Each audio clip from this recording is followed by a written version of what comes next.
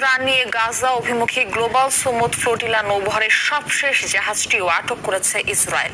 এর আগে global Sumud flotilla নৌবহরের অন্য সব জাহাজেরও নিজেদের নিয়ন্ত্রণে নেয় দখলদাররা। এদিকে গাজায় ত্রাণ প্রবেশ করতে না দেয়ায় বাংলাদেশ সহ বিশ্বজুড়ে উঠেছে নিন্দার ঝড়। প্রতিবাদে রাস্তায় নামে বার্সেলোনা, মালয়েশিয়া, পর্তুগাল সহ বিশ্বের বহু দেশের মানুষ।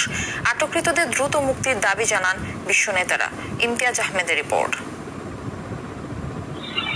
বুধবার গভীর রাত থেকে এভাবেই গ্লোবাল সুমুদ ফ্লোটিলার নৌবহরে থাকা একের পর এক জাহাজ আটক করে ইসরায়েলি বাহিনী। ক্ষুধার্ত গাজাবাসীর জন্য ত্রাণ নিয়ে যাত্রা করা মানবাধিকার কর্মীদের দিকে উঁচিয়ে ধরে বন্দুকের নল।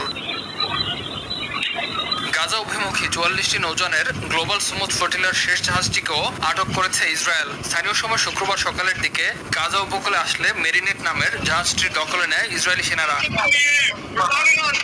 লাইভ স্ট্রিম হওয়া ভিডিওতে দেখা যায় জোর করে জাহাজটিতে উঠে পড়ে ইসরায়েলি বাহিনীর সদস্যরা। জানা যায় পোল্যান্ডের পতাকাবাহী মেরিনেট জাহাজটিতে 6 জন ক্রু অবস্থান করছিলেন।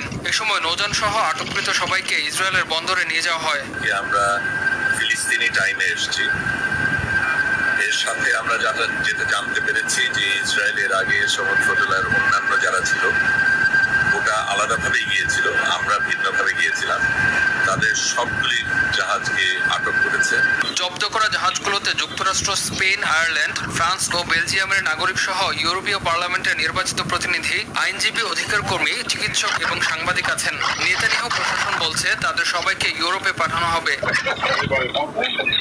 এদিকে ফ্লোটিলাকে অপ্রয়োজনীয় প্ররোচনা বলে উল্লেখ করেছে যুক্তরাষ্ট্র। তবে সুমুদ ফ্লোটিলা আটকের ঘটনায় ইউরোপ ও বিশ্বের বিভিন্ন প্রান্তে ব্যাপক বিক্ষোভ হয়েছে। তুরস্কের পররাষ্ট্র মন্ত্রণালয় এই ঘটনাকে সন্ত্রাসী কর্মকাণ্ড বলে আখ্যা দিয়েছে।